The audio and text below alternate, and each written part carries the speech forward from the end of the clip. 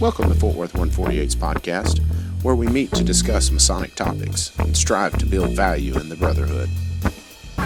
The opinions and statements of the participants do not represent any positions or stance of any Grand Lodge or Lodge and are solely the viewpoints of the participants.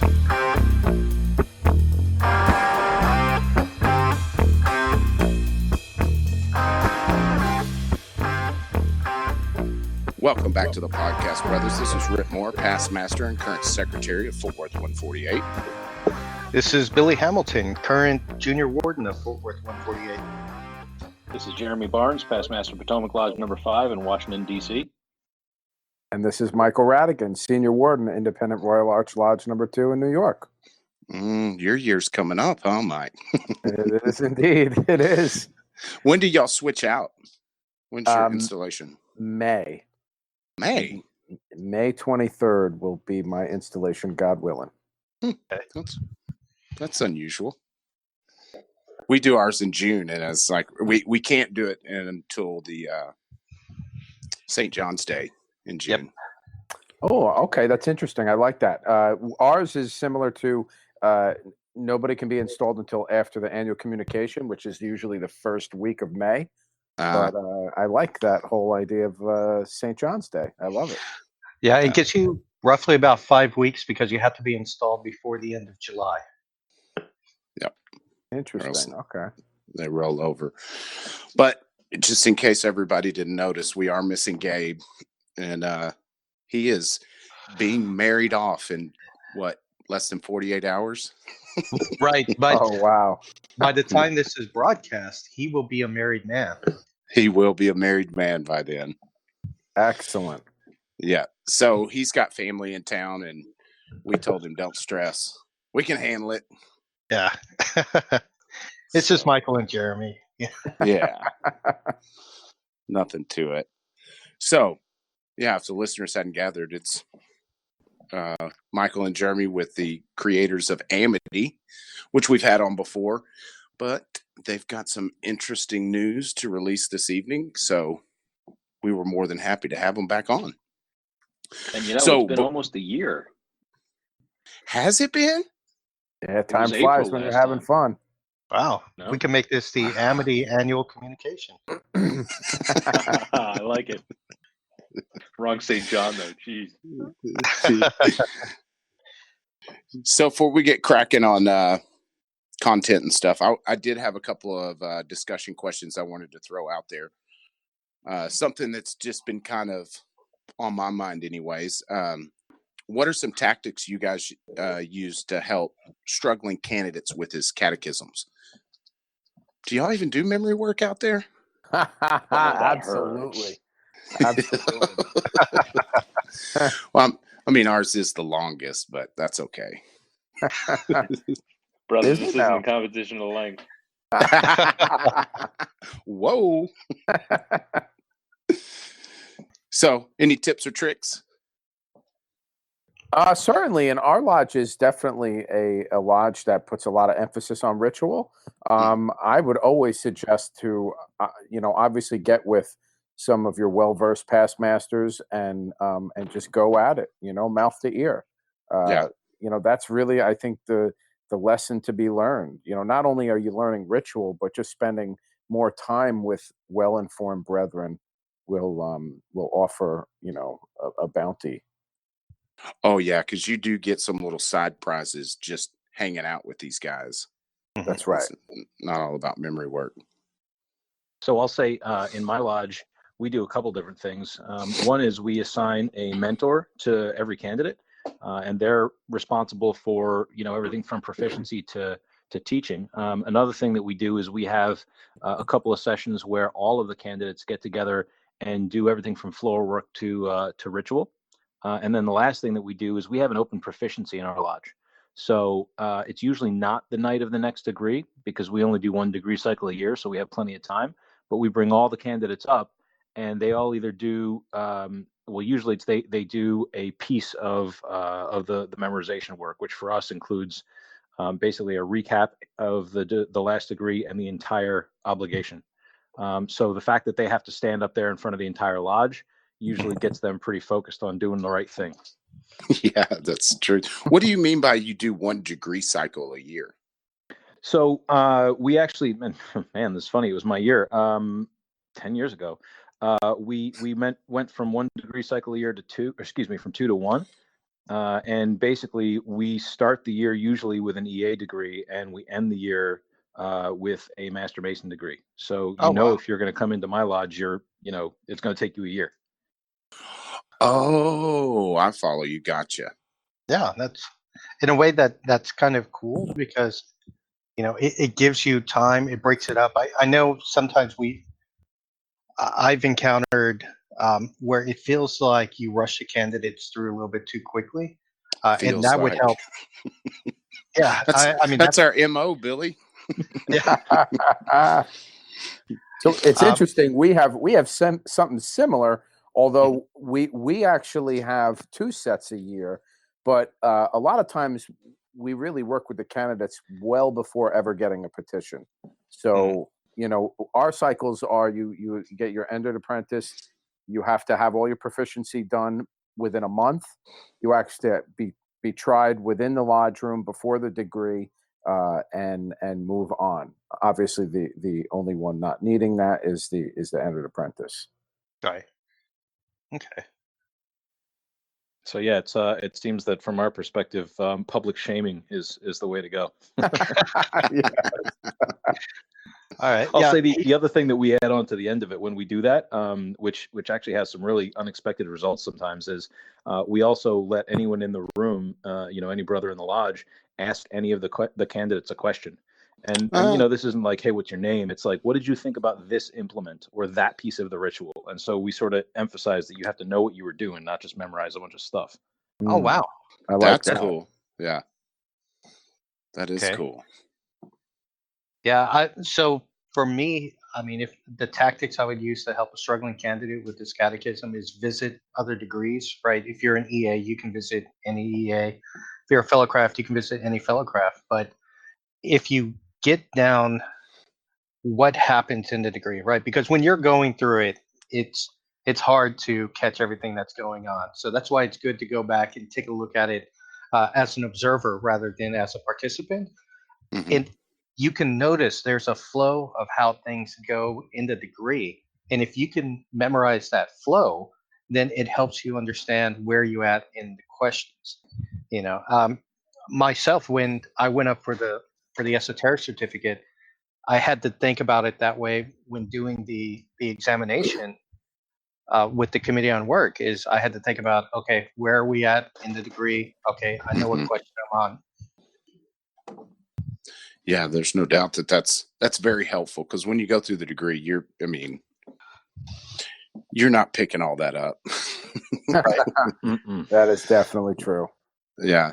Did y'all catch Pete Norman and his comments about this? It's really what's had it on my mind. No, I didn't. No. It is phenomenal in the sense that, he tells the struggling candidate, just repeat the words I'm telling you. Just keep repeating them. Yeah. He said, because eventually that will move out of the right side of your brain into the left side, the logical side. And whether you like it or not, if you keep repeating it, it's going to become memorized. It's just the way our brains work. And becomes part of you. And that's, I have heard him mention that before. And I would definitely agree that also speaking the words out loud, it's something that, as you speak it in the future, when you're grasping for that word, it just comes to you. For those who just kind of read the words internally, that can help. But I believe speaking them out loud certainly can help, a great more. Yeah, and it really, I think it kind of clicked with me when he talked about, because our different sides of our brains are different. Where right side's more artsy fartsy and the left is more logical and reason. And after time, it moves in there, and it's locked in when it gets in the left side. So I was like, it makes sense. So if they're having trouble, you just tell them, repeat after me, and y'all just keep hammering it in until it sticks. Yeah, brute force memorization. Yeah, because he'll get it Yeah. whether he likes it or not if he repeats it. It's going to Right. happen. It's true. Sweat equity. It's kind of like when you listen to one song that you hate, but you hear it all the time. Eventually, you memorize the words, even though you hate it, because you hear it so often. Let Like it your go. hold music, which is rickrolling everyone who calls in. Yeah, that's the truth. So another one that I got from a brother that obviously I made an impression because they have a website now, but he asked me, he said, "Hey, we're a small lodge in a small community. Do we really even need a website?" What would y'all tell him? Do you mind if I take this one first? Go right ahead. Okay, unless everybody in your community knows who you are and knows what you do, yes. Because it's really the best way to get your name out there. And I would say at one point, I would have said that Facebook is really there to drive traffic to your website. But now I think Facebook has become so ubiquitous that, really you can probably get by with just a Facebook page, right? As long as you have something out there that shows your presence, because the Google crawlers will, the web crawlers will still index your Facebook page and you'll appear in searches, but you got to have something. Yeah. Michael, would you like to take this one? So this is a very interesting topic. In fact, I will probably be setting a committee to address this. My lodge actually has been around for quite some time, and we're doing fairly well, actually very well. But we have never had a Facebook page or a website as till now, and we are finding that we would like to have an email associated and maybe just a blank space. But there are a number of individuals who are more concerned about, their safety and privacy, and and somebody certainly has to police any type of space like that that's out there. That's for sure. I'll offer. I've got a pretty strong opinion about what kind of website it is. I totally agree with you, Billy. Lodges really do need websites in this day and age, but I think people get wrapped up in, oh my God, it's got to be this awesome website with all these graphics and movement Yes. and social and I got to tell you, man, for me, a billboard. Think of it as a billboard. Yeah. Have a Yep. really cool, simple thing. Your top 5 pieces of information. Where are we? Who we are? When do we meet? How do we get a hold of us? And leave it at that. Because guess Yeah. what? No one's going to want to update the thing. And before you know it, the content's 5 years old and you guys all look like idiots, Yeah, and that's the thing is that when we first built ours, we put up all this information about what masonry is and all this kind of stuff. Spent a lot of time on it. By the time they make it to your website, they've already read all that from Google. Mhm. They're Googling, how do I join, or where's the closest lodge? That's how they get to your website. Yeah. There's so many resources out there that don't waste your time loading your website with the same thing that's already out there a billion times. Yep. Just make it plain and simple. But I'll say that in jest, because on the flip side, Robert Marshall down in Waco, which is not really a small town, but kinda, they have a website that he has put all their lodge's history on. He just continually makes bios and put it on there. And now the city has come to him, looking for more history that they can, they have become a resource for history for the whole community. That's great. Yeah. Great. Yeah. It's huge. I mean, because it's got him connected with, many different avenues and ways they can capitalize on that. And it's that simple. I mean, every lodge, especially if you're in a small town, you're connected to that town's history. Yep. And people want to know that kind of stuff. So, and I want to be clear too, I wasn't trying to say, oh, you shouldn't have any of those things, social stuff Yeah. or whatever else. But, I think a lot of people underestimate the amount of time and effort it takes to do that well. So if you're going to choose to do it, have someone like this brother who is completely happy to make sure that it's up to date or has a lot of information, curate it. Yeah. And to your point though, it needs to be timeless, like our officers page on our website, the officers are 3 years old, and to update all that, you don't want to put information on there that expires. Right. Exactly. Yeah. Quick and Also, easy. yeah, it needs to have an easy way for the next brother who's going to curate that information to be able to get in there and take. You need to have some kind of succession planning for the website or for your social media page, because I've encountered several different Masonic bodies that they desperately need some kind of update, but they're like, oh, that was brother so and so. We haven't seen him in like 3 years. Yeah. All right. I think we wore that one down. So get your website if you don't have one. They're too cheap and easy now. Yeah. Yeah. You just, like I say, make a billboard. So I know we did the podcast almost a year ago about Amity, but just in case listeners aren't familiar, can you guys just kind of give us the rundown on Amity as it is now, pre-announcement? Yeah, sure. Not all at once. Well, we have a lot of exciting stuff that has been going on. Amity, now we're proud to say we're serving brothers in over 200 Grand Lodges, 202 to be exact, in over 87 countries throughout the world. Since last year, we have just been absolutely Wow. blessed and honored to have been working with just so many brethren from every corner of the globe, and it seems like people have been really wanting this type of technology, uh, at their fingertips and readily available. Yeah, definitely.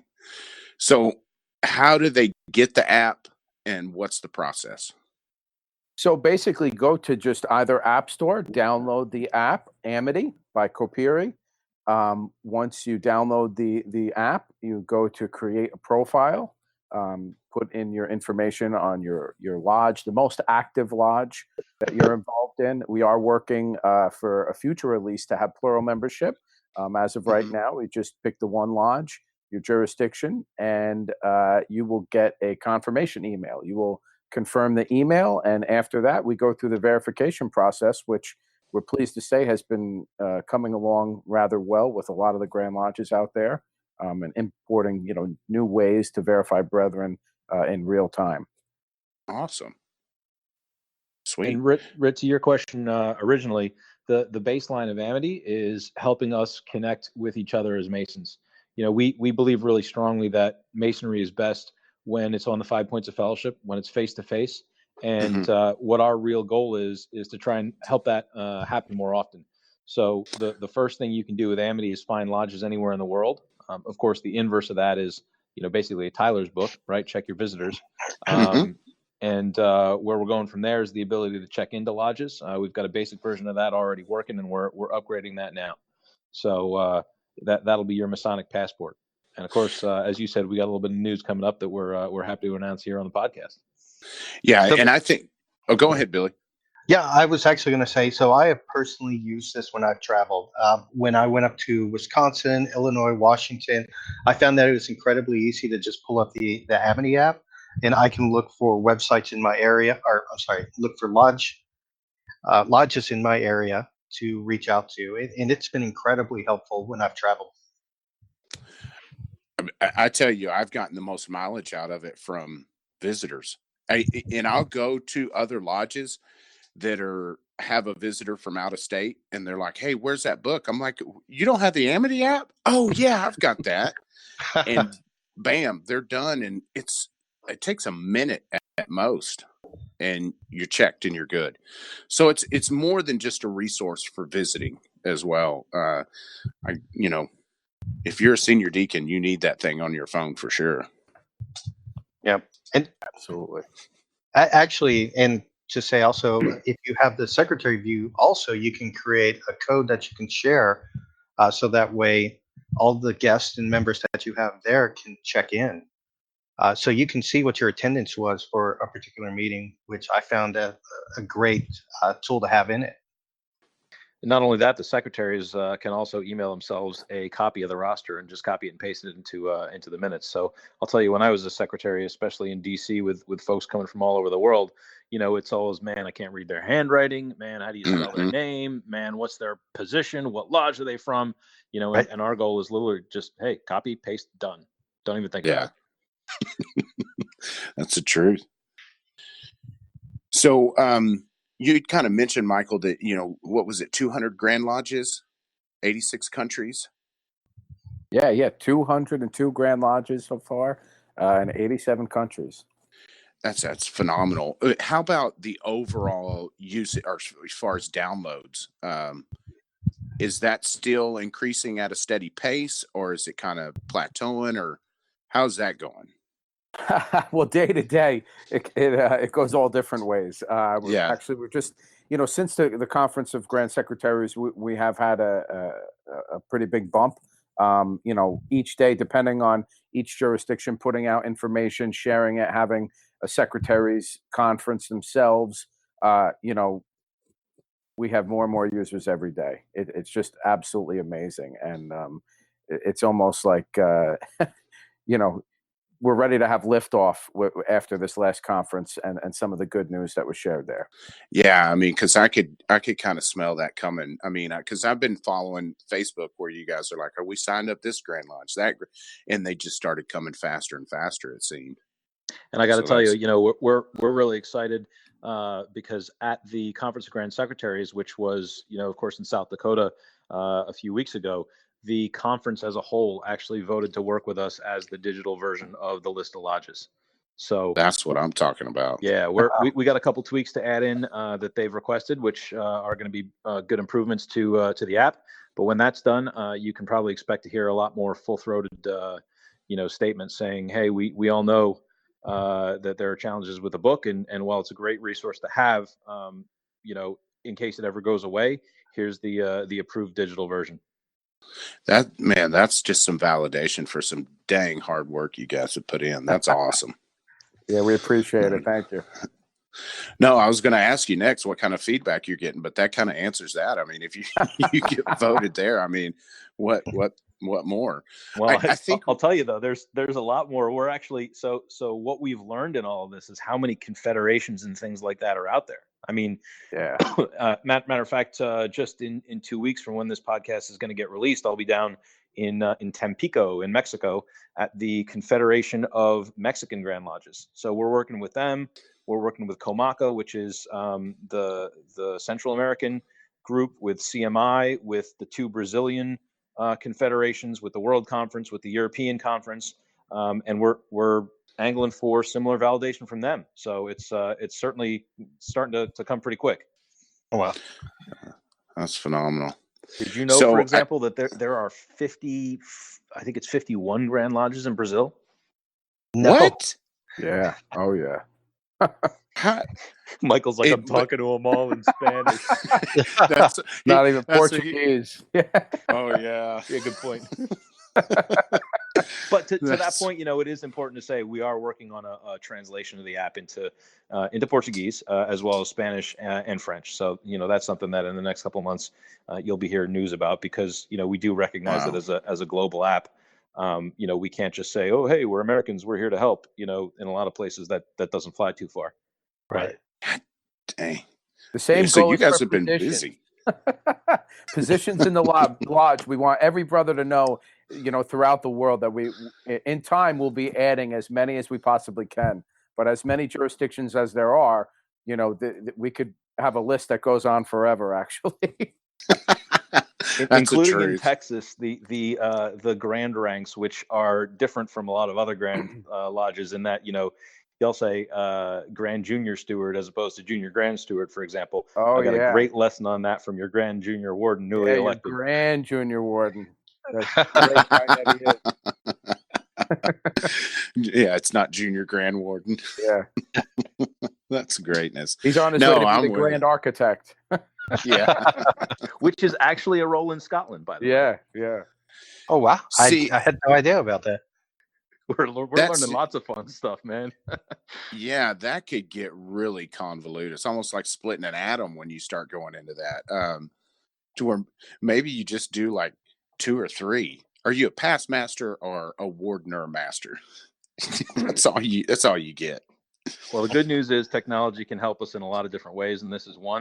So one of the things we're angling for is to be able to say, well, you know what? We know what your Grand Lodge uses, and we'll show you the correct stuff.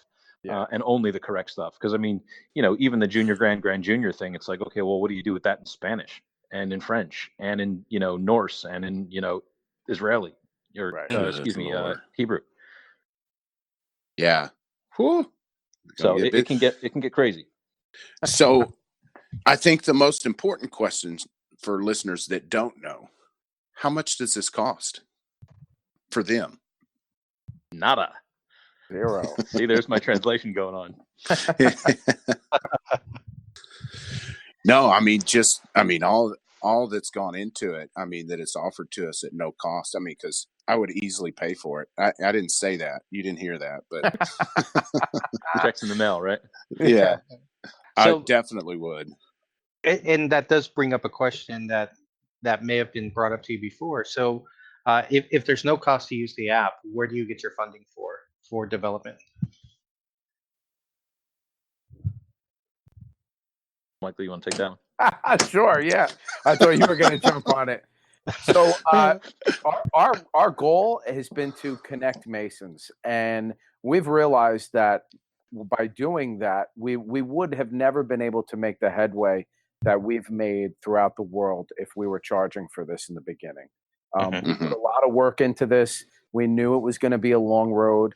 And we're now about to implement a lot of the systems that will help us, to keep the lights on, to generate a revenue, to, build, a Masonic marketplace, if you will, to provide services or background investigations. These are all things that we're moving towards that we believe that Masons will want to do that when they know they're dealing with other verified Masons. So that's why we have the strict security, is that we believe building a platform like that can provide all sorts of opportunity. Yeah, we won't go into security. If you want to know how secure this is, go listen to the first episode, because it's that 30 minutes of explanation. Right. It's very, very secure.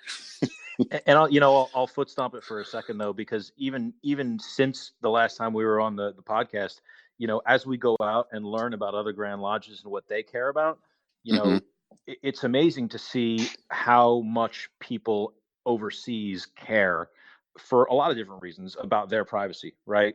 GDPR just got implemented, and that's driving companies like us up the wall because of how we have to take care of information. And the good news is we were already doing that. But you look at the Grand Lodge of England and they say, hold on a second, man. Our recent memory, citizens of ours were numbered and taken and killed. We don't want numbers. We don't want people to know who we are. We don't want membership cards. Nobody can know this information. And the thought of putting it all on the internet for someone to see is, not even possible in their minds. So, the security that we've tried to implement is something that says, you know what, a lot of people are living online these days, but we're going to do it the right way and actually take care of you and your data, as we feel brothers should. Yeah, definitely. I mean, you guys, I mean, that's a great model of how to do it. I mean, because you guys did all the hard work on the back end to where you could just say, taken care of. Right. It's secure. Yeah, and that is a good point too, because you are dealing with overseas Grand Lodges. The fact that in Europe, they have much stricter, I guess much more strict data privacy laws than we do here, and that's why you see in the news, huge firms here in the United States getting fined millions of dollars because they're not handling the data appropriately, or I guess to the level that they're expecting in Europe. So that's fantastic. Yeah, the first fine that was levied, it was like hours after the law was implemented. It was a $2 billion fine on Facebook. Yeah. So we're not trying to go there. Right. Yeah. Awesome. And to that point, by the way, I also want to say, just to be clear, as Michael said, we're implementing services and stuff like that are going to bring in our revenue. We will not sell this data.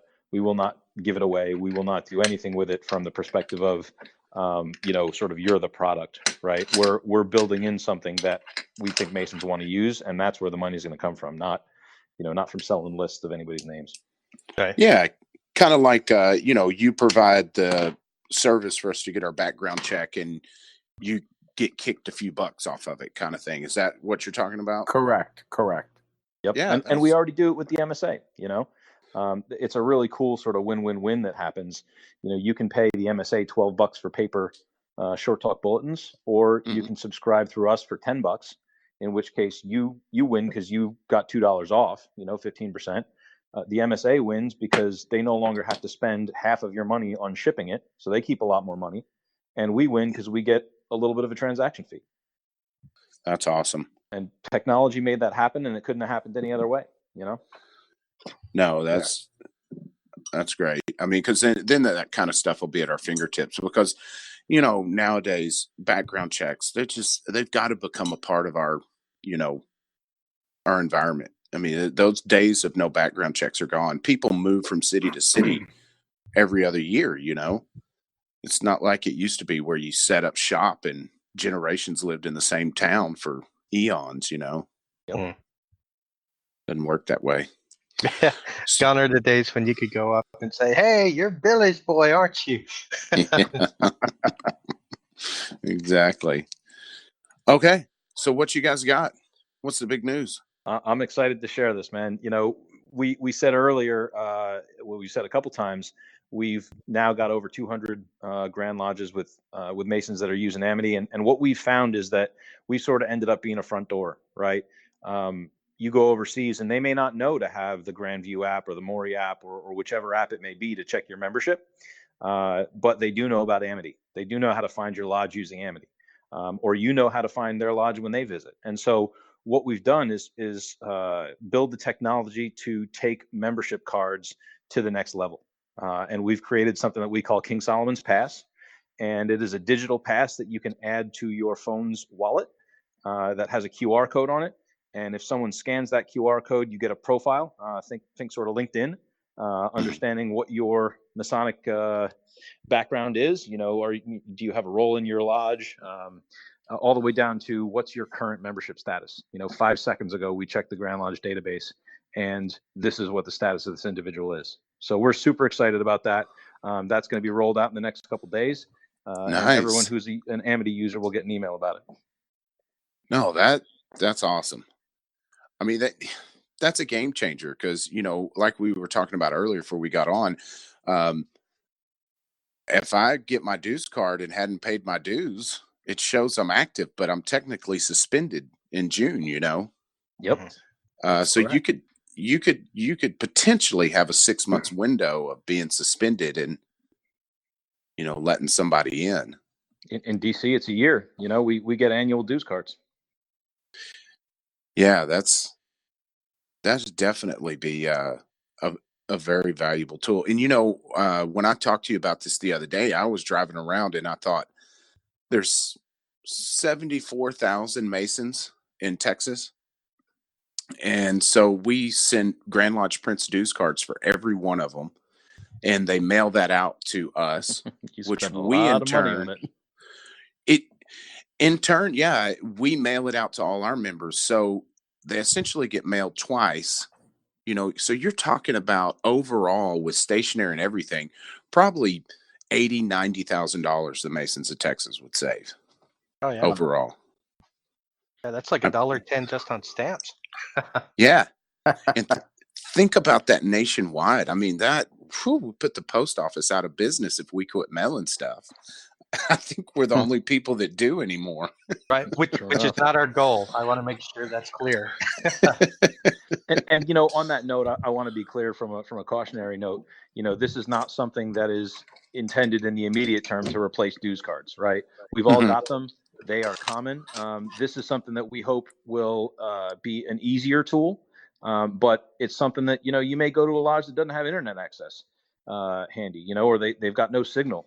I'm not saying leave home without your dues card yet, but I am saying what we're trying to do is build the next generation technology so people can start to understand it, use it, make it better, and when it's ready to be sort of the first tier thing, we've already got it and we already know how to do it. So not a replacement, but an alternative. Absolutely. A complement to a dues card, and you guys are so diplomatic. I mean, we know inevitably this is where it's going to go. I mean, paper and all that's going out the door. I mean, even our plastic credit cards won't be in our wallet before long, the way these phones are going. Yeah, you it's know? true. I mean, you can pay with your watch these days. You know, it's Yeah. like Dick Tracy all over again. Ah, yeah, eat your heart out, Dick Tracy. That just Go Gomez. That ain't got nothing on what we're doing. I have to admit, I knew that there was, things were changing when my wife's like, "Oh, I'll just pay with Apple Pay." When we were at the store one day, and I'm like, "How do you know about Apple Pay? When did you become a digital native?" But it's happening. And the funny thing though is at the Conference of Grand Secretaries, one of the topics was, should we go to plastic dues cards? And the fact of the matter is, plastic dues cards are already yesterday's news. And here we're treating them as current. So, again, if we understand not everybody's going to accept this tomorrow and go, my God, this is the best thing since sliced bread. But the fact of the matter is, if no one creates the technology, we'll never be able to move to it. So we're just trying to break a few pieces of China and get it rolling. No, I mean, it's the same thing with the app itself. My God, how long have we needed something like that? Yeah, 3 years later, we're finally getting to go. Yeah.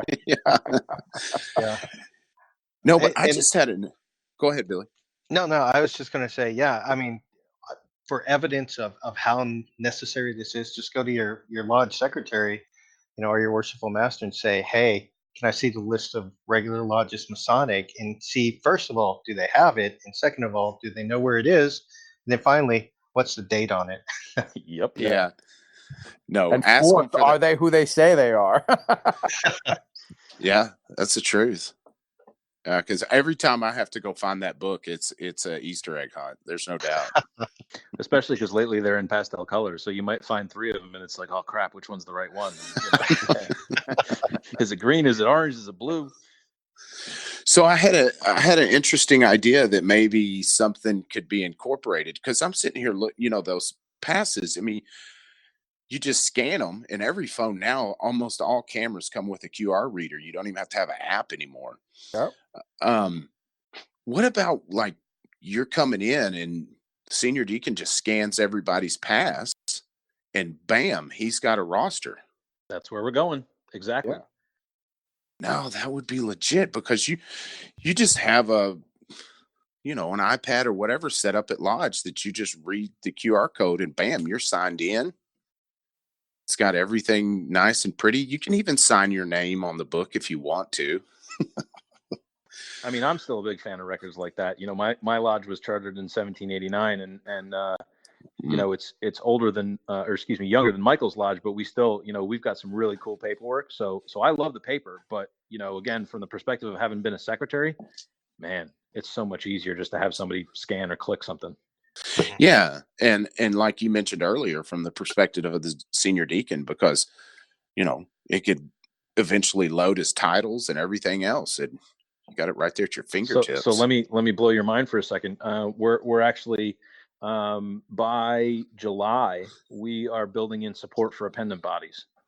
So that's the other side of it, where we are not yet integrated with any of their systems, and to be fair, we're only integrated with about a half dozen Grand Lodges. But the idea is to say, hey, look, there are some guys that carry 50 dues cards in their wallet. They're giving themselves back problems. Let's put that all in an easy to read place. Great, where are you? Here's my membership. Yeah. And the truth is, it's much more secure than anything else that's out there. People have all sorts of abilities today, and having the security within the mobile technology is far superior. No, that is the truth, because I was just reading an article about where they can scan your dang debit card in your wallet, just walk past you with this little doodad, and it sucks all the information out of your. Oh yeah, they ain't got to have your wallet anymore. Yeah, they've had that for years. I remember going to DEF CON a couple of years ago, and you take everything. You don't even bring your wallet, right? You just bring cash. You bring your ID card. You leave your phone, your laptop at home. Yeah, because all of that stuff can be hoovered up. If you ever wonder why Apple releases an update about a week before DEF CON, or maybe a couple days, it's so that nobody at DEF CON has the time to find all of the exploits in the new build by the time DEF CON shows up. I mean, watch it. It's timed. I was talking to a brother in South Dakota about this, and that's, it's amazing how much thought goes into it because all the hackers are all together, Well, and yeah, I know this is slightly off topic. Have you been? Yes, I have. I was at 25.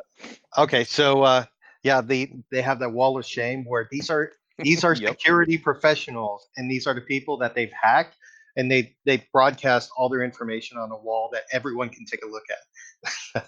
Yeah, email addresses, Oh, passwords, you name it. I'm not going. Oh, it's fine to go. Just bring cash and no electronics. Right. I was gonna say, geez, that is crazy. But you can't- get some really cool stories from the talks, and I mean, honestly, that's the sort of stuff that sort of scares me straight, right? I mean, no kidding. My worry is, we end up with some brothers in the Middle East, that are in Amity, and guess what? We're responsible for their lives, right? We take Yeah. this really seriously, and that's one of the reasons why I do things like go to DEF CON to make sure that we're doing our best to stay on top of technology. And I mean, nothing's ever completely foolproof, but we're doing our best to make it as close as we can get. Yeah, that is definitely the place to go to look at and say, oh crap, we need to change something as soon as we get back. Yep, it's happened before. I won't lie. You get there and like, oh, check that. So what needs to happen to make this thing, work like it should? I got to tell you, the biggest thing that I'll say to anybody who's listening is, tell your friends about it, tell the brothers about it, let your secretary know that you're excited about it, let your Grand Secretary know. We're building a great relationship with the Grand Secretary of Texas, but the more folks that are using it, the more folks at the Grand Lodge level realize, hey, this is actually something real that people want and that people know about, and that is changing how they see the craft. Yeah, because basically the Grand Lodge has to give the tip of the hat in order for you to be able to verify the information, right? In real time, yeah. In real time, yeah. Yeah. Otherwise, you're dependent on what the secretary does. Correct. And finding and reaching out to them, case by case basis, which absolutely can be time consuming. Which that's a good point, because when it comes to being verified, it's the secretary of the lodge that does that, correct? That's the preference, or the Grand Secretary. Although the real preference is, we've been given authorization by the Grand Lodge to send in the member data and get a yes or no back from the Grand Lodge system. We don't want any data from the Grand Lodge system, just a thumbs up, thumbs down. But our preference is to be able to have that connection to do the automated check. If not, then yeah, you're right. The Secretary, the Grand Secretary, or as Michael said, we're calling the vouching chain and going, do you know this guy? Yeah. So that would kind of behoove members to prod their secretary to get on it. Exactly. Yeah. So when the secretary gets on, how does he get verified? We're back to the vouching chain. Got you. So that'll be you guys. They just send in an email to you guys, and yes, so the Grand Secretary can do that as well. But we certainly, if we hear from someone, hey, I'm a secretary, I'd like to get permissions. The sort of nice / scary thing about your new member management system is it now lists the email addresses for secretaries on the internet. So yeah, if you're listed on the Grand Lodge website and you sign up with that address, that's a really easy way for us to verify you, because the Grand Lodge has published your contact information. Now, y'all can figure out whether you like that, but since it's there, we use it as an official word. Yeah. So you mentioned our Grand Secretary a couple of times. I mean, how is that relationship going? I mean, if it's going bad, we can edit that out.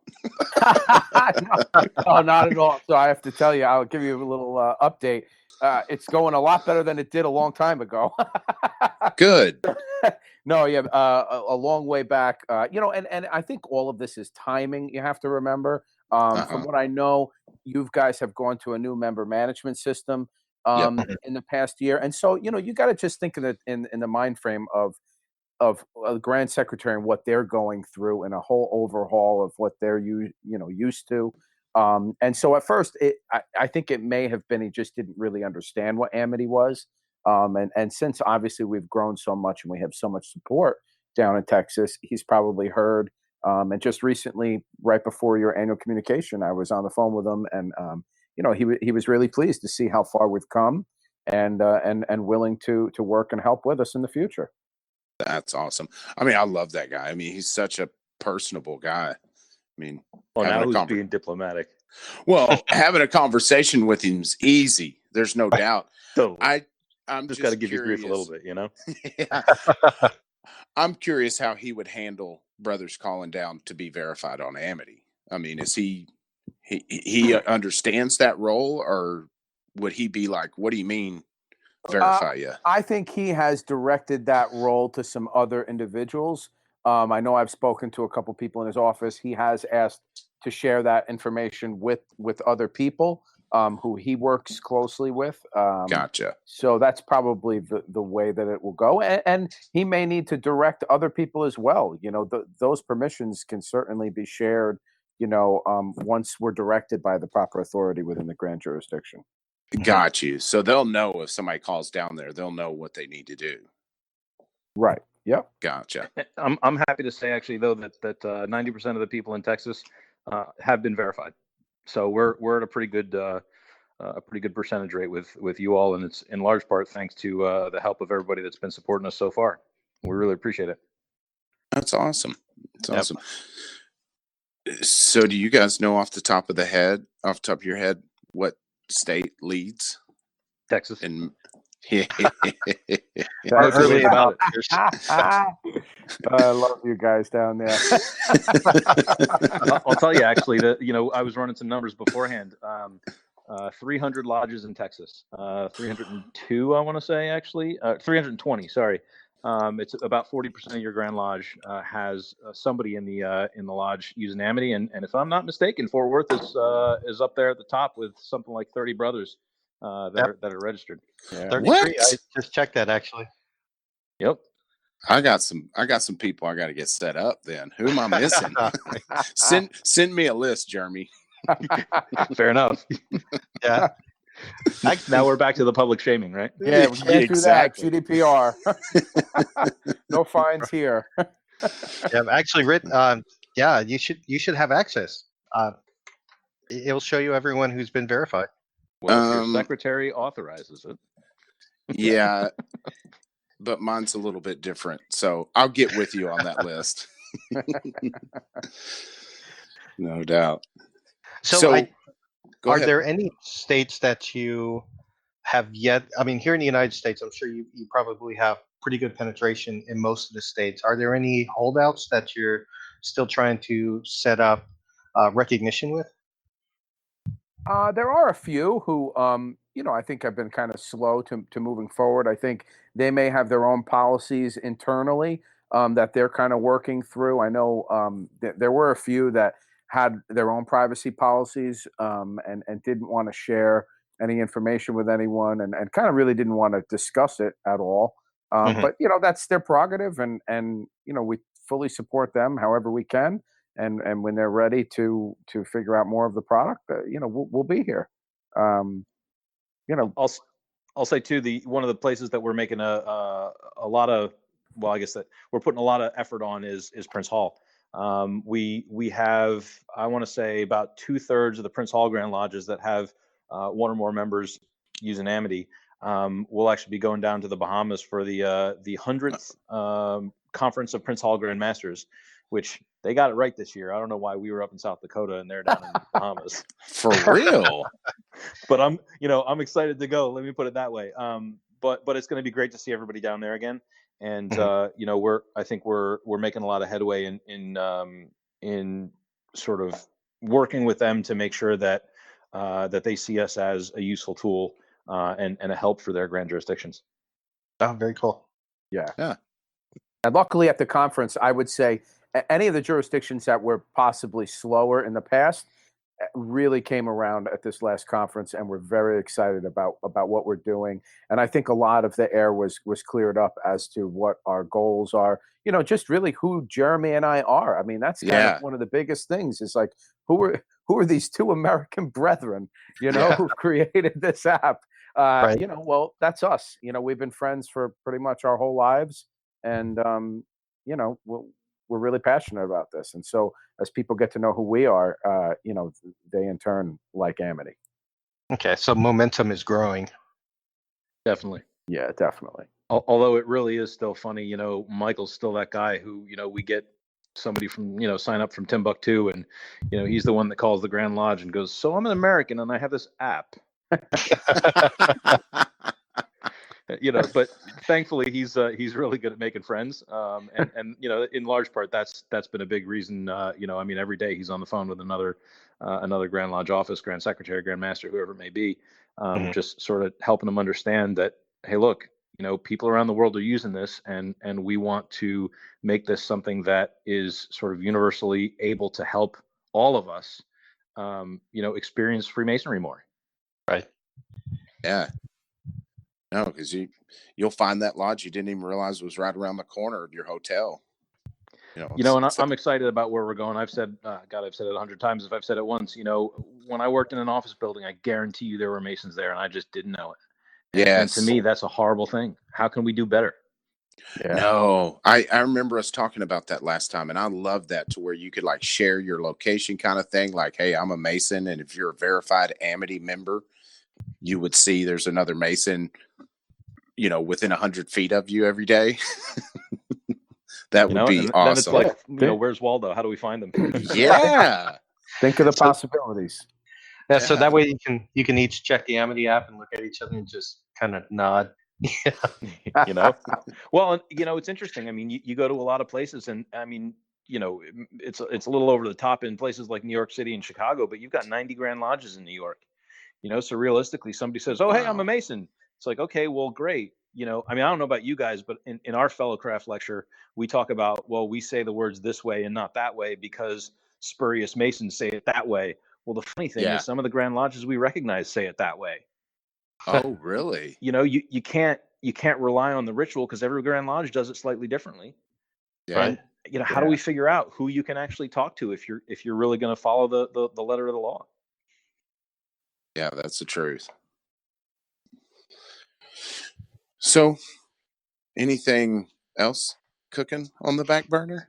Oh, we got a lot of stuff cooking, but how far past our headlights we want to look is a different story. Gotcha. No, I'm with you. I will say I'm super excited about the opportunity to roll independent bodies. We're going to be in at the end of June, early July. We'll be in Nashville at the Shriners convention, and our drop dead date for rolling independent bodies is then. So you'll also be able to find your local commanderies, your local Scottish Rite, your local shrine. Shrine. Help me out. What are those things called? I forget. It's Come the on, one thing Billy. I'm not a member of. Oh yeah, the Shrine Temple or Temple. Yeah. Thank you. Yeah. So that's going to be really cool. Just to sort of help everybody find each other, no matter what body you're a part of or what you want to be joining. So that's actually fantastic because I'm a member of the Grand Chapter and Council Internet Committee here in Texas. And one of the hardest things, I'm also involved in the Electronic Communications Committee with the Grand Commandery. And one of the hardest things to keep track of is where everybody is. You have commanderies. We just recently sent out a message, and we found that like 35% of the commanderies that we had, either we had the wrong address, the wrong night, or the wrong time when they met. And so people were looking them up, and they would show up, and no one would be in the building, or even worse yet, it would be in the wrong town completely. Oof. So having an app that has all of that information would be fantastic. And that also underscores the challenge here, right? So what we're rebuilding the app from scratch right now. We know we haven't updated it in a couple months, and that's why you've been seeing us do things outside of the app, like for example King Solomon's Pass. But we're literally rebuilding it in a newer, better technology. And one of the things that will be built into this new version is better lodge profile pages. So not only will you see more information, but individual brothers will be able to submit updates. And so, we'll obviously curate that and make sure that, people aren't putting in, porn sites for the email or for the website or something, but the idea is, look, we all know our lodge is the best, right? Yes, absolutely. Why can't you help contribute? And so from our perspective, that's a huge thing that people can help with too. If you see something that needs to be updated, let us know. And people do, and we're so thankful for that. And you'd be surprised what can get done with almost crowdsourcing this in a way. You know, you find that Grand Lodges do have the resources. It's the individual brothers in every lodge that, you know, their little bit of input can really change the craft for the better. Amen. And that's the thing that's to me that you boiled down what's wrong with our craft right now is that our biggest asset is not empowered. Because if these guys get wind of something that's valuable and worth their time, you know, get ready. Because I mean, we initiate good men. These are the go-getters, and we're just kind of like letting them just flutter. And if we put them to work, I mean, they get after it. I'll tell you what, this will be my place where I go a little off script and I'm not so diplomatic. I have a firm belief that, and it's no one's fault, right? There's not, you can sort of see the arc of what happened, but there's no blame game here. But we've ended up in a position where, if you're familiar in business with what's called a RACI chart, you know, RACI, responsible, accountable, consult, or inform. We've ended up in this position where Grand Lodges are responsible for everything, when in reality, a lot of it, they just need to be consulted or informed. Yeah. Right. I mean, Mm-hmm. do I, you know, if I show up in Texas tomorrow and I didn't get my traveling papers and nobody knew I was coming, why shouldn't I be able to sit in lodge just because I didn't even know I had a free night? So I didn't go to my Grand Lodge in advance. Yeah. Right? We need a system, and this is kind of what we're going towards building. We need a system where I can push a button. My grand secretary gets a notification, approves it while he's, you know, I don't know, doing whatever he's doing at the supermarket, right? And immediately I can walk into lodge. That would be amazing. No, and you're right. Instead, we're in this position where everybody has to go through the Grand Lodge, and it takes forever. And half the time, by the time it's done, you've already come home. Yeah. Because you're right. You know, when you're traveling for business, you don't know 8 to 12 weeks in advance to get all that done. Sure. You know, a lot of times you just find out a few hours before and you're on a plane. Yeah, or you know, you had a meeting cancel that night, and guess what? I got a free night. What if I look around for a lodge? Is anybody meeting? You know, sometimes those are the most fun things to do, and we've ended up in this situation where, because we couldn't do it any other way, since we didn't have technology 100 years ago, you know, you had to go through the Grand Lodge, and that was perfectly normal. But nobody's created the technology to say, wow, we can do this better and still keep the oversight that is important for a Grand Lodge to have. Right. Yeah. Well, the technology came out to do it better. The problem is that it's just to the rest of the world. It's right. It's through the internet, and so it's finally, you know, we've built something that's internal to be able to bring this technology back to, you know, the original protocols. And it seems like that should have been like, you know, priority one, because when it comes to masonry, visiting is the magic. That is where it's at. You know, I couldn't agree with you more. There's just no doubt. I mean, and I got to tell you, anybody who's listening, if you haven't gone to a lodge outside the U.S., it's a completely different world. Give it a shot. You'll love it. It's incredible to go visit lodges in different places and see how they work. Yeah, no doubt. Do your research, you know, 'cause I think that can be a little bit intimidating for folks, but it's the payoff is phenomenal. Absolutely. And that's why one of our taglines, you know, that we've sort of adopted is bringing modern technology to the world's oldest fraternity. That's great. It's just, you know, we need it, and it's what's going to help us go forward. You know, I mean, that sort of stuff is what gets people excited about being a Mason to start with. And so, you know, I don't want to go all lofty and, you know, godlike or whatever, but like, you know, that's the vision that we see, is that we don't have any barriers to meeting other brothers. We want to create that and help that happen. Yep. Sorry, you can tell I'm getting all spun up and excited. You sound like you might be a candidate for the Grand Architect. No, thank you. I am proudly a wrong worshipful. I'll stay in my little corner. I love that. He's the grand programmer. Yeah, right. Not even. Y'all can, you know, we don't want to be a member management system. I don't want to be a grandmaster. You know, no way. I'll sit in the corner and code. It's fine. Yeah, you found your niche. Yep. So I'm curious. I mean, I know millennials love this thing. I don't even have to worry about them. But I mean, are you getting pushback from older generations? You know, I don't think pushback's the right word. Yeah. Michael, you want to run with it? Yeah, pushback, you're right. I wouldn't say is the right word. I would just say, it just takes a short amount of time to become comfortable with something. I've Mhm. met so many brothers out there who didn't use anything beforehand when it came to a mobile phone, or they might have even had an ancient flip phone, or and Yeah. and as they move on to something, it's literally a very short time frame that they start using all of these new tools, and it brings such expedience to their life. That really is all that it is. It's just this short time frame of becoming comfortable with something that's unknown. Mhm. Yeah. Mhm. In real and true, that's what I've run into most, is that they're just so unaware of what it's capable of, that it's a little intimidating. I mean, I understand you growing up without any computers whatsoever. Uh, it's like relearning a new language. You know, you just think you can get by without it, but unfortunately, the world is not. It's unforgiving if you're not savvy with technology.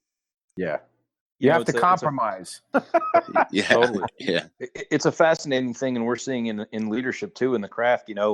And frankly, you've seen it in Texas very recently, which I think is awesome. But you have to be open eyed about it. You're looking at a generational change in leadership, but that's not actually the weird part. The weird part is it skipped a generation.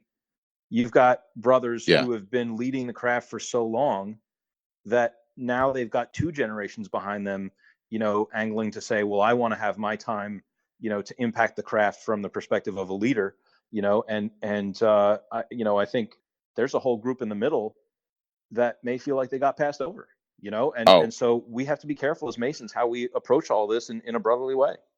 yeah. Yeah, well, to be fair, Gen Xers, we're just kind of like, we'll sit back and watch it. Yeah, we're the bastard children. Yeah, I exactly resemble right. that remark. No, there's not enough of us. I mean, the millennials almost double the amount of Gen Xers, so it's like we're overwhelmed. We don't even Not in stand the a chance.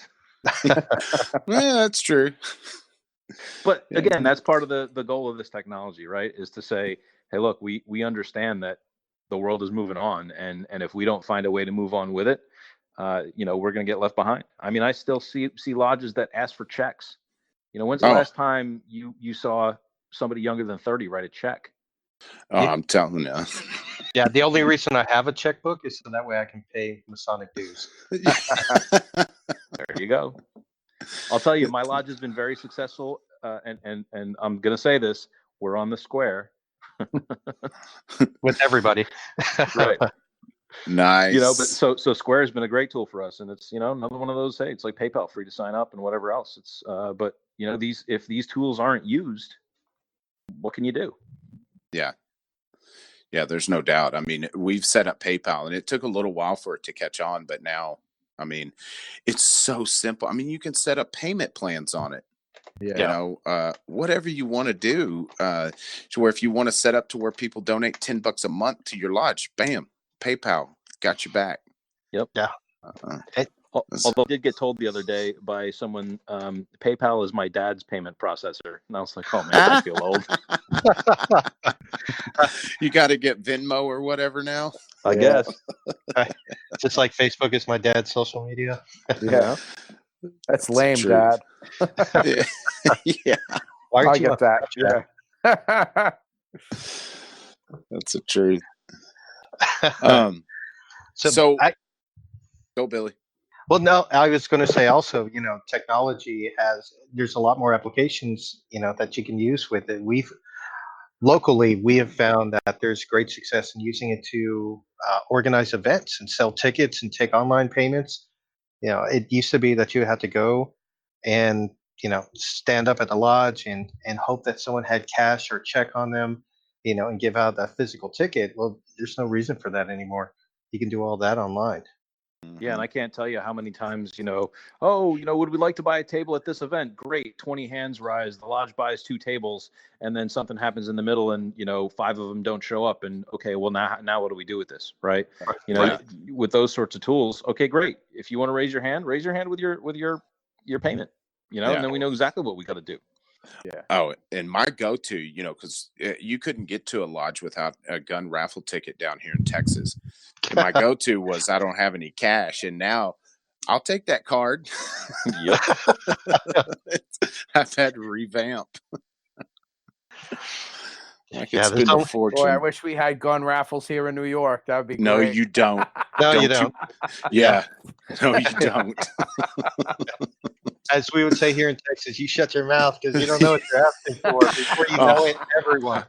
Man, and they've backed off a little bit, but they got so popular, and it was golf tournaments at one point, and then it went to gun raffles, and every lodge did. You couldn't visit a lodge without 4 or 5 guys shaking you down. Yeah. It's interesting in DC, and unfortunately, I wasn't a Mason when I lived in Texas briefly, but in DC, we actually have a prohibition on any lodge participating in a raffle or other game of chance. So that's the main reason we don't see stuff like that up here. And We it's a have good thing. we have very strict rules, and unfortunately, I don't think that necessarily everybody is aware of exactly what those rules are.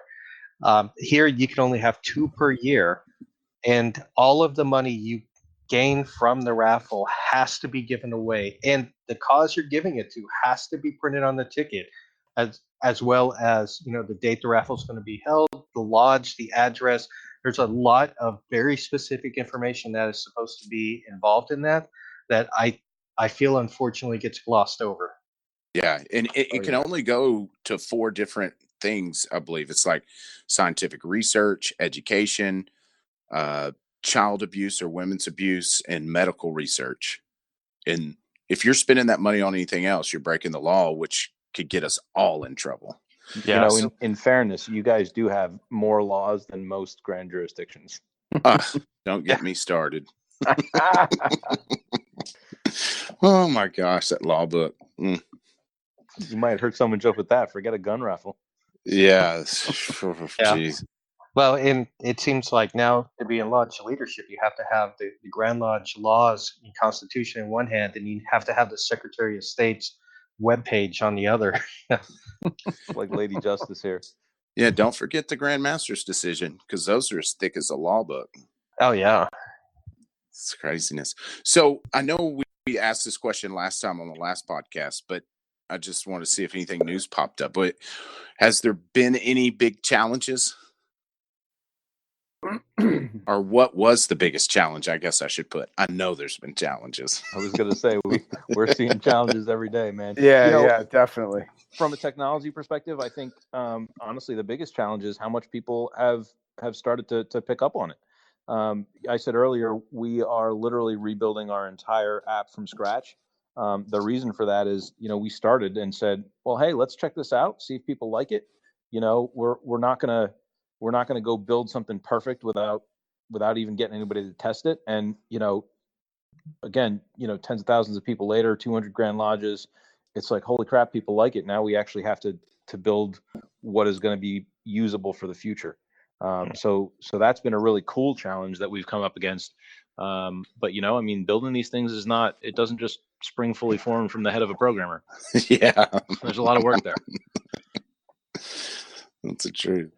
So do you know the number of users you have? We're coming up on about 15,000. And that's, Wow. again, across about 200 grand lodges. So Wow. That's awesome. Yeah, it's cool. And the neat thing, as Michael said, is we're really starting to see things pick up. It's one thing to say, oh, hey, we're in New York, and you get a couple of users, every day from New York. But again, as we are being seen around the world, lately we've had a couple of hundred people pour in a day from one Grand Lodge in Mexico. And it's sort of like you can almost see when meetings are, because Yeah. you'll get 15 people from the same lodge, and it's like, wow, that was really cool. So those sorts of trends are fun to watch as well. That's cool to be able to watch it organically grow like that. Yeah. That's good and bad. You're fixing to be busy. Cool and frightening. Right. That's awesome. So what's been the biggest reward from it? really just hearing just a thank you from so many brothers. Honestly, that's really been it.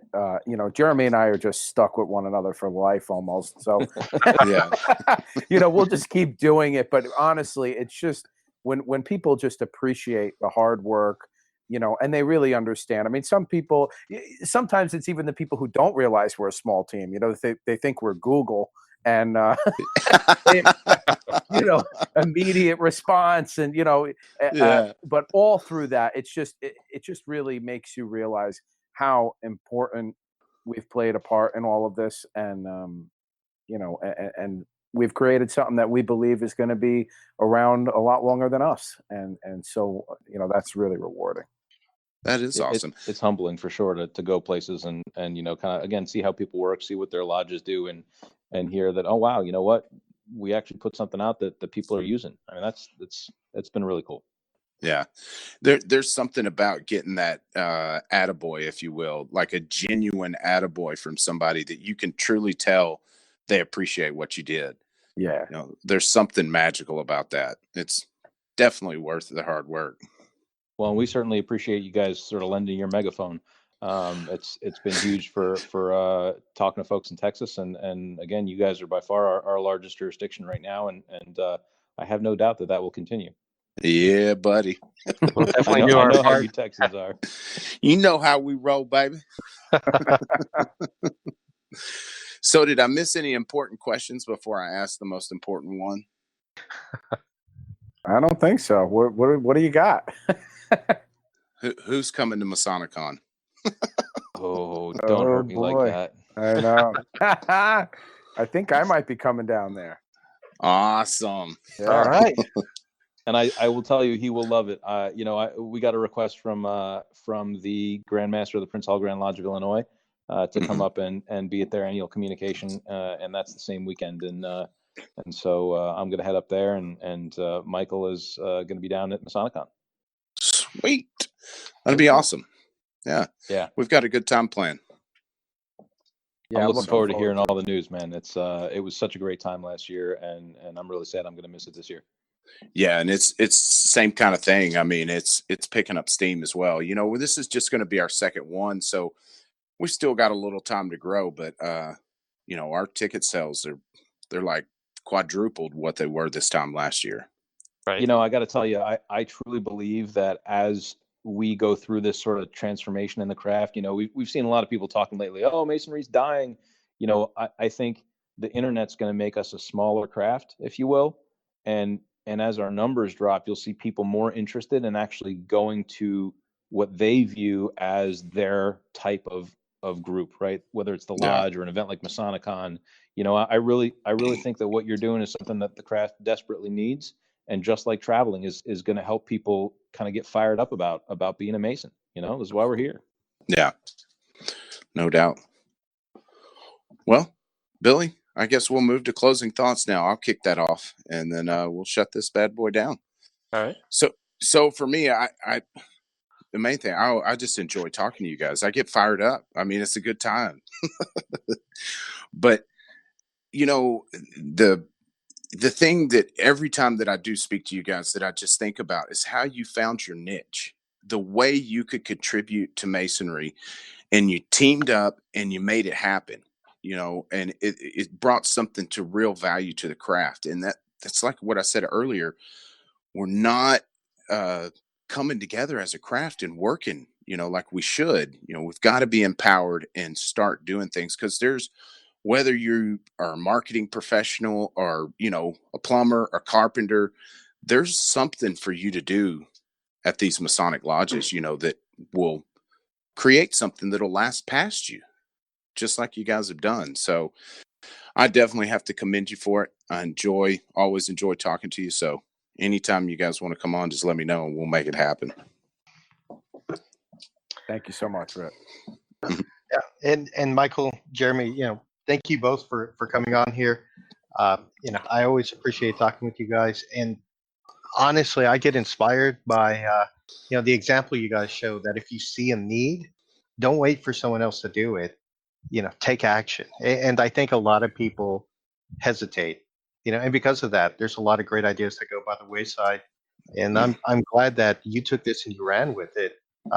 It's been a fantastic tool. Like I said, I've used it personally when traveling, and we need things like this. So thank you for stepping up and seeing the need and taking action on it. Awesome. And again, thank you guys for having us here. This really, it has been a humbling journey, but a really fun one. The only thing I could say that is anything like a regret is that we clearly won't be able to meet everybody that uses Amity. I'd love to visit every lodge that we have represented. But it's been such a great journey, and we really appreciate all you guys' support, and certainly any feedback you guys have, shoot it over to us. We want to hear it so we can improve. Sweet. Yes. And please do, and the other thing is get with, like you said, Rick, get with the other brothers in your lodge, discuss things, discuss a need for what this world needs, and find yourself, around another brother Mason who sometimes has a completely different walk of life of you, but the two of you coming together can truly make a difference. And that's what I would tell everyone out there to do is to look at how they can make a difference with the brothers in their lodge. Yeah, absolutely. Because it's possible. It is absolutely possible. When you guys are doing it too with this podcast. Yeah. Yeah, and I mean, I'm just an old country boy, Somebody has got to be able to put together a better podcast than this. I've met you in person. You're neither old nor all that country. We have a guy in the firehouse. Guys always come to him and goes, "Who's better than me?" And he says, "I haven't met him yet." That's greatness. Yeah, Okay, I think so Red. I was going to say, I think Red assumes that persona to disarm people, and keep them guessing. Yeah, exactly. Oh, if you only knew my childhood. Well, that's the funny thing. Michael and I, we know each other's childhood. Yeah. We've been friends since we were 5, man. It's been a cool story. Wow. That is awesome. That's crazy. So this week I'm doing a quote of the week because this isn't a fraternal quote. It's not a brother that said this, but I thought it's very fitting. It goes, every once in a while, a new technology, an old problem, and a big idea turn into an innovation. And that was said by Dean Kamen. He invented the Segway. Was that before? I guess that was before he drove one off a cliff. Probably. Sorry, I had to. How do we segue out of this one? Yeah, right. He wasn't a Mason though, because obviously we don't have any innovations in the craft. Oh yeah, I didn't even think about that. That's maybe a dirty you cut word. Maybe you cut this last part out with our comments and just leave the quote. That's a good idea. No innovations. All right, cool. So if we already mentioned Texas Masonicon, if anybody wants to purchase tickets, you just visit www.texasmasonicon.com. It's going to be on Saturday the 27th. And we've recently announced our 5th and final breakout speaker, which is Brother Joseph Wages. So the breakout lineup will be Jim Rumsey, or Right Worshipful Jim Rumsey, John Tolbert, Paul Reyna, Kevin Main, and Joseph Wages. That alone, that lineup alone is worth the money. But is the keynote speaker going to be released, Billy, by the time this is out? I was about to ask that actually, because if this is going out on the 28th, then no. But if it's going out on the 7th, then yes, we can announce the keynote speaker. I think you said it's going on out 7th, next Thursday. Yeah. Then let's do it, because I'm releasing it on Monday. Nah, we'll let them hang. Go visit the website. Go visit the website. You'll see, because it's phenomenal, top notch keynote speaker.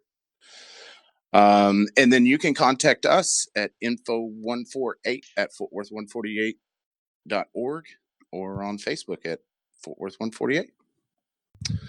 All right, gentlemen, it's been fun. This is Rip Moore signing off. This is Billy Hamilton signing off. This is Jeremy Barnes signing off. Michael Radigan signing off.